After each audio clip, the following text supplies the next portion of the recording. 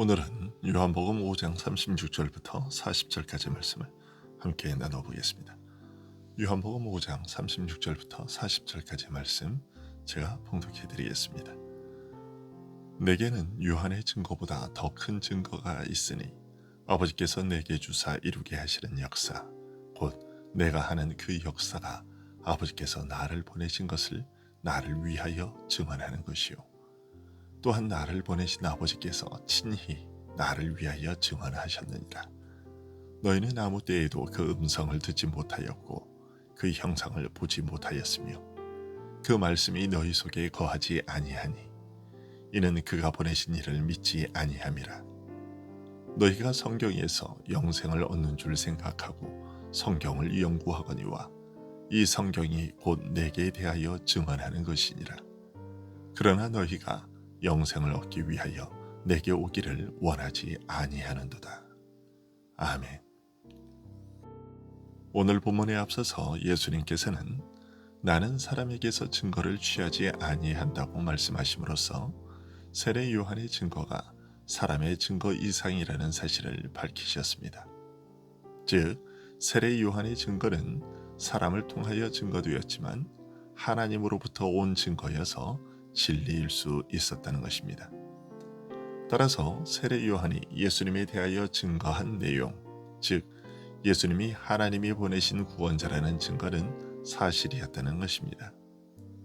따라서 이 세례 요한의 그 증거를 믿음으로 받아들이는 자는 구원에 이를 수 있었던 것입니다.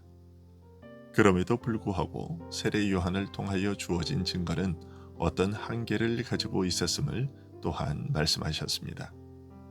세례 요한의 증거 역시 구약의 다른 선지자들의 증거처럼 희미하고 부분적인 증거에 불과했다는 것이죠. 그런 사실에 이어서 예수님께서는 오늘 말씀에서 자신에게는 그런 세례 요한의 증거보다 더 나은 증거가 있다고 알리셨습니다. 내게는 요한의 증거보다 더 큰 증거가 있으니 아버지께서 내게 주사 이루게 하시는 역사, 곧 내가 하는 그 역사가 아버지께서 나를 보내신 것을 나를 위하여 증언하는 것이요 라고 하셨습니다. 우리말 번역은 세례 요한의 증거보다 더 나은 증거라고 번역되어 있지만 직역하면 세례 요한보다 더 나은 증거라는 뜻입니다.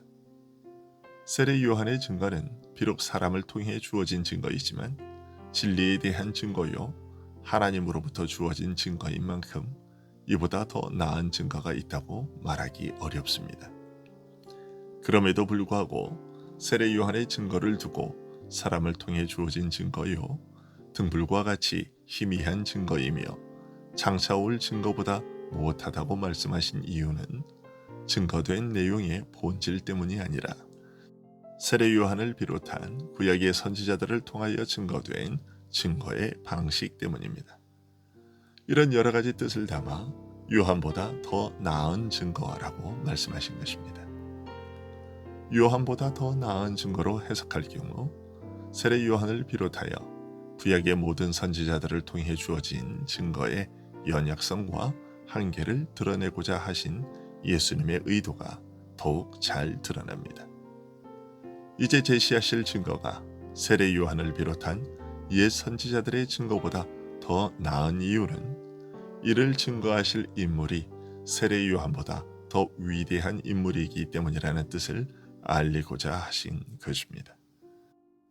무지와 연약에 쌓인 인간을 통해 증거된 것보다 참 하나님으로서 사람이 되신 성자께서 우리에게 증거하신 것이 더 낫다는 것입니다. 아들로서 증거하신 크고 위대함에 대하여 히브리서는 이렇게 밝히고 있습니다. 히브리서 1장 1절과 2절의 말씀인데요. 옛적의 선지자들을 통하여 여러 부분과 여러 모양으로 우리 조상들에게 말씀하신 하나님이 이 모든 날 마지막에는 아들을 통하여 우리에게 말씀하셨으니, 이전에도 하나님께서는 선지자들을 통하여 자기를 알리시고 그 뜻을 밝히셨지만 이런 계시는 말과 꿈과 환상, 그리고 땅의 것으로 신령한 하늘의 것을 가리키고자 한 예표여서 한결같이 부분적이었습니다. 그러나 아들로서 우리에게 말씀하신 그 계시는 실체로서 직접 보이신 것이고 또한 전체적이고 완전하며 최후의 계시였다고 밝히고 있는 것입니다. 예수님께서는 인간 요한보다 위대한 하나님의 아들로서 제시하시는 자신의 증거에 대하여 내가 행하는 그 일이 나에 대하여 증거한다고 하셨습니다. 아버지께서 내게 주사 이루게 하시는 역사, 곧 내가 하는 그 역사가 아버지께서 나를 보내신 것을 나를 위하여 증언하는 것이라고 하셨습니다. 주님 자신이 행하는 일이 곧 주님에 대하여 증거하는 증거가 되는 이유에 대해 주님이 하시는 일이 바로 성부께서 주님에게 주어 이루게 하신 일이기 때문이라고 하신 것입니다. 주님의 이 설명은 구약의 선지자들은 장차 하나님께서 행하실 일을 멀리서 내다보고 미리 증거한 것이지만 이제 예수님께서는 선지자들이 미리 증거한 바로 그 일을 이루어 성취하고 계시기 때문에 비교할 수 없이 더 탁월한 증거라는 뜻입니다. 그리고 이처럼 아버지께서 아들에게 주어 성취하게 하신 그 일을 아들이 지금 행하고 있다는 것은 결국 아버지께서 아들을 보내셨다는 사실을 증명하는 증거가 된다고 하신 것입니다. 이외에도 아들을 믿게 하는 가장 확실한 증거가 있다고 주님은 말씀하셨습니다. 그것은 바로 하나님께서 직접 아들에 대하여 증거해 오신 사실입니다. 37절에 또한 나를 보내신 아버지께서 친히 나를 위하여 증언하셨느니라고 하신 말씀이 그것입니다. 성부께서는 아들을 보내어 그의 뜻을 이루게 하실 일에 대해 그리고 사람들로 하여금 이 아들을 믿고 영접하게 하기 위해서 끊임없이 증거해 오셨다는 것입니다. 그러면 성부께서는 구체적으로 어떻게 증거해 오셨습니까? 너희는 아무 때에도 그 음성을 듣지 못하였고 그 형상을 보지 못하였으며 라고 주님은 밝히셨습니다. 구약의 선지자들은 영이시며 거룩하신 하나님을 직접 뵙거나 경험할 수 없었다는 것입니다. 그리고 이어서 그 말씀이 너희 속에 거하지 아니하니 라고 하셨습니다. 인간으로서 가진 근본 한계 때문에 하나님의 음성을 듣고 그 모습을 볼 수 없는 너희에게 하나님께서 자기와 그의 뜻을 알리는 말씀이 이미 주어졌다는 말입니다. 하나님께서는 지금까지 그의 말씀을 통하여, 즉 그의 말씀을 수단으로 하여 하나님 자신을 우리에게 알려오셨다는 것입니다. 그런데 이처럼 하나님의 말씀이 이미 주어졌음에도 불구하고 너희 안에 이 말씀이 거하지 아니한다고 38절에서 말씀하십니다. 그 이유는 그가 보내신 자를 너희가 믿지 않기 때문이라고 하셨습니다. 하나님께서 보내신 자를 믿지 않으면 하나님의 말씀이 그 안에 머물지 않는다는 뜻입니다. 이 말씀은 더 나아가 하나님께서 보내신 자를 믿는 것이 하나님의 말씀이 우리 안에 거하는 것과 뗄 수 없는 밀접한 관계를 가지는 이유는 결국 하나님께서 자기를 알리기 위해 주신 하나님의 말씀 자체가 하나님께서 보내어 그 뜻을 이루실 아들에 대하여 말하고 있기 때문이라고 할 수 있습니다. 이 사실에 대해 39절에서 더욱 자세히 설명해 주십니다. 너희가 성경에서 영생을 얻는 줄 생각하고 성경을 연구하거니와 이 성경이 곧 내게 대하여 증언하는 것이니라고 하셨습니다. 하나님을 직접 경험할 수 없는 우리에게 하나님을 알려주기 위해 주신 하나님의 말씀 중에 일부를 기록하여 남긴 것이 성경입니다. 하나님께서 사람에게 주신 말씀 중 비록 일부를 기록한 것이지만 장차 올 모든 세대를 위해 반드시 필요한 말씀들만을 기록하여 남긴 것이 성경이지요.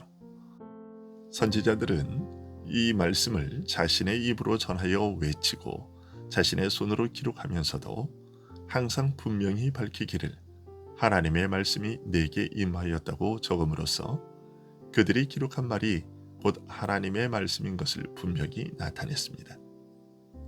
예수님께서는 이렇게 기록된 하나님의 말씀이 무슨 목적으로 주신 것이며 무엇에 대하여 말하고 있는지에 대해 이렇게 알려주셨습니다. 너희가 성경에서 영생을 얻는 줄 생각하고 성경을 연구하거니와 이 성경이 곧 내게 대하여 증언하는 것이니라. 성경은 우리로 하여금 영생을 얻게 하실 목적으로 주신 하나님의 말씀이며 그것이 증거하는 내용은 바로 예수 그리스도라는 뜻입니다. 하나님께서는 선지자들을 통하여 장차 메시아를 보내실 것이며 그로 하여금 하나님의 뜻을 이루어 행하게 하실 일들에 대해 미리 알려주었습니다. 예수님은 선지자들을 통하여 그렇게 전해진 그 말씀들이 성부께서 친히 아들인 자신에 대하여 주신 증거들이었다고 하신 것입니다. 예수님께서는 선지자들이 예언했던 그 일들을 행하심으로써 선지자들이 예언했던 그 구원자가 바로 예수님 당신이라는 것을 증명하셨습니다. 아니, 자신이 행하시는 일들이 바로 예수님이 하나님의 보내심을 받은 메시아이심을 증거하는 증거가 되게 하셨습니다. 구약의 선지자들이 그렇게 예수님에 대하여 많은 증거를 했지만 그 모든 증거들보다 가장 탁월하고 확실한 최후의 궁극적인 증거는 바로 예수님 자신이 되게 하신 것입니다. 우리로 하여금 아들을 믿고 영생에 이르게 할 가장 확실한 증거는 하늘과 땅을 놀라게 할 이적도 아니고 심오한 이론도 아니며 하나님께서 그의 선지자들을 통해 알리신 그의 말씀이며 그 예언을 이루어 행하신 그리스도의 일인 것입니다. 그 핵심을 한마디로 말한다면 그리스도께서 성경대로 죽으시고 성경대로 부활하신 복음의 일인 것입니다. 그리고 오늘 우리는 이 두 가지 증거를 모두 성경 안에 가지고 있습니다. 하지만 유대인들은 예수님께서 보여주신 이런 확실한 일들을 보면서도 예수님이 메시아라는 사실을 전혀 읽지 못했습니다.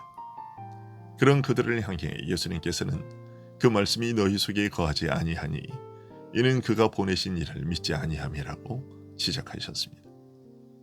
안식일에 질병의 고통에서 풀어 자유하게 하시는 예수님을 보면서도 죄인에게 베푸시는 하나님의 안식을 보지 못하고 오히려 이 일을 행하시는 예수님을 정죄하는 유대인들의 어리석음을 지적하신 것입니다.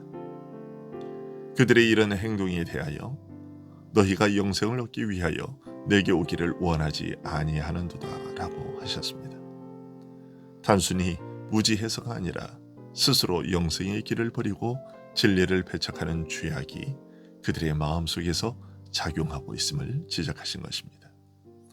오늘날에도 여전히 사람들은 예수 그리스도를 믿으라는 우리의 권유에 증거를 대라고 이야기를 합니다.